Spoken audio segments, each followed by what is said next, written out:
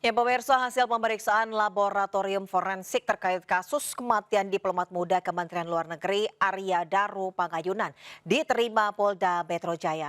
Saat ini penyidik masih melakukan sinkronisasi dan mengumpulkan alat bukti untuk menemukan fakta.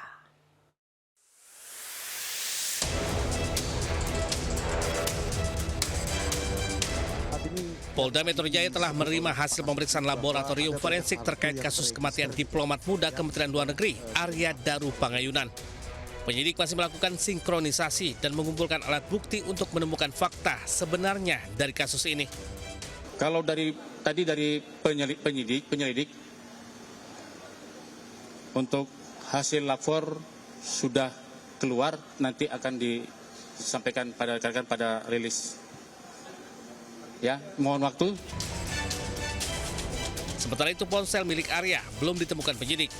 Penyidik telah memeriksa sejumlah lokasi seperti kamar indekos, kantor Kemlu maupun pusat perbelanjaan. Namun ponsel tersebut belum berhasil ditemukan. Arya sebelumnya ditemukan tewas di kamar kosnya di daerah Menteng, Jakarta Pusat pada Selasa 8 Juli 2025 lalu. Korban ditemukan dalam kondisi berpakaian kaos dan celana pendek serta badan ditutupi selimut di atas kasur. Tim Liputan iNews melaporkan.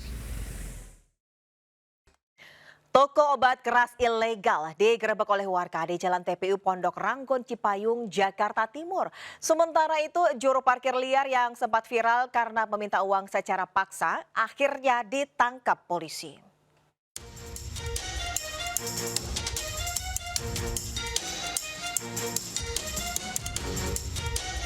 Toko obat keras ilegal ini sudah tutup dan diikat tambang serta tak ada aktivitas apapun di kawasan Cipinang, Jakarta Timur saat didatangi warga.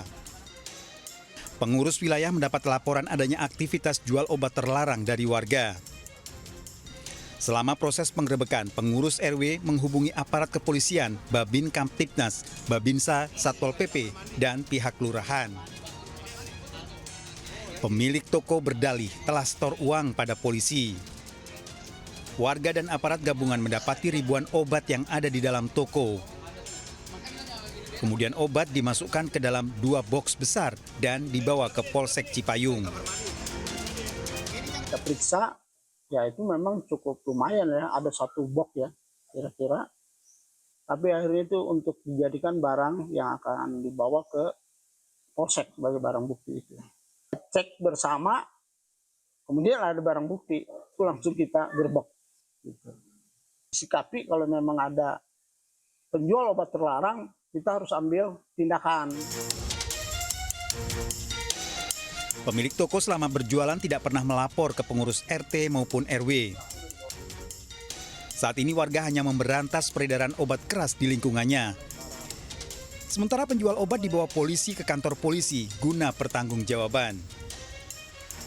Dari Jakarta, Rio Manik, iNews melaporkan. Udah nggak ada gunanya minta duit parkir. Pria ini terlibat cekcok mulut dengan sejumlah pengunjung di depan halte bus Transjakarta, Bundaran Hotel Indonesia, Jakarta Pusat. Jadi dia itu minta duit parkir. Maksud kita itu. Pasangan muda-mudi asal Bogor yang tadinya akan nongkrong di kawasan itu akhirnya kesal karena dimintai uang secara paksa. Apalagi alasannya tak masuk akal karena pelaku hendak buru-buru pulang. Setelah videonya viral, pelaku ditangkap polisi di kediamannya di kawasan Tanah Abang, Jakarta Pusat. Kepada polisi, pelaku yang merupakan pengangguran ini menggunakan uang dari hasil parkir liar untuk keperluan sehari-hari. Ya udah memberikan duit sebesar 20.000 rupiah. Selanjutnya duit tersebut dibelanjakan untuk makan. Dari setiap parkir itu mungkin 10.000 satu kendaraan. Ya, si korbannya mau tidak mau ya merekam. Lantaran tidak ada tuntutan yang diajukan dari para korban, pelaku akhirnya diserahkan polisi ke Dinas Sosial. Ia selanjutnya dibawa ke Panti Sosial Kedoya, Jakarta Barat dan diberikan pembinaan. Dari Jakarta, Rani Sanjaya iNews melaporkan.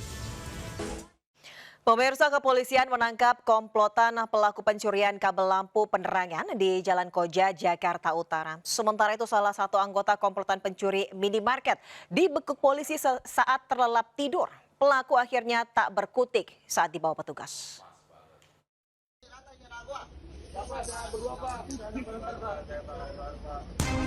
Polisi menggerebek kawanan pencuri kabel bawah tanah di kawasan Koja, Jakarta Utara.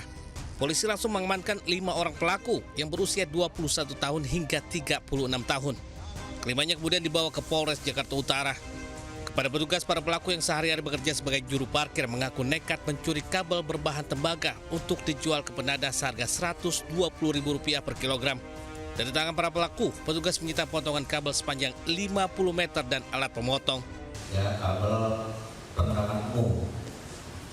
Jadi modusnya yaitu kelimanya ini memotong kabel, kemudian mengambil kabel tersebut, membuka kulitnya, kemudian nantinya akan dijual. Namun pada saat kami tangkap, ini masih proses pemotongan dan proses pembulitan kabel. Sebelumnya viral aksi nekat komplotan pelaku yang melakukan pencurian pada siang hari saat arus lalu lintas sedang ramai. Akibatnya jalan dari arah Cilincing menuju Pelabuhan Tanjung Priok sempat gelap karena tidak adanya penerangan. Dari Jakarta, Sofyan Firdaus, Anyus melaporkan.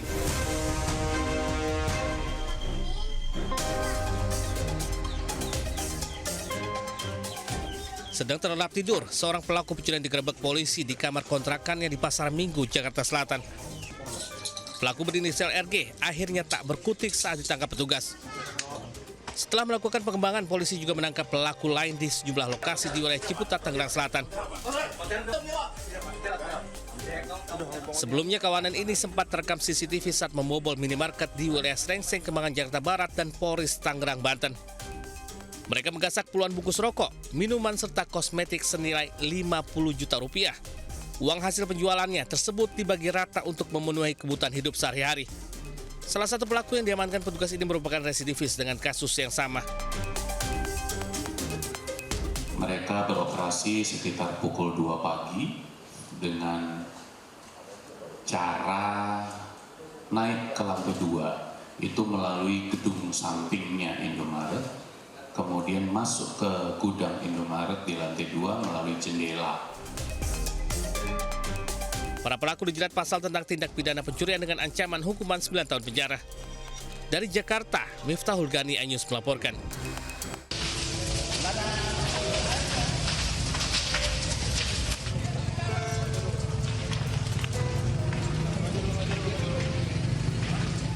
Kobaran api membakar 3 rumah kontrakan dan sejumlah lapak di kawasan permukiman warga Jalan Haji Muhyin, Lenteng Agung, Jagakarsa, Jakarta Selatan. Banyaknya material yang mudah terbakar membuat api semakin membesar dan sulit dipadamkan.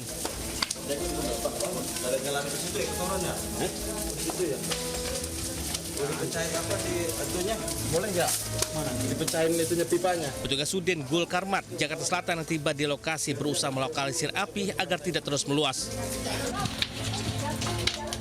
Dalam kebakaran ini, seorang warga bernama Erniani Selvia berusia 48 tahun terjebak dan tak bisa diselamatkan.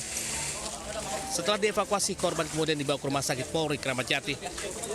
Ada 3 kontrakan, kemudian ada lapak pemulung yang kena, kemudian semuanya habis. Ada berapa kakak gitu? Ada 6 kakak. Kemudian yang untuk korban adalah 1 orang perempuan, inisial R, lanjut, kemudian umur 48. Lebih kurang 2 jam api berhasil dikuasai petugas damkar. Hingga kini polisi masih menyelidiki penyebab kebakaran itu. Dari Jakarta, Helmi Sanyangbati, Anyus melaporkan.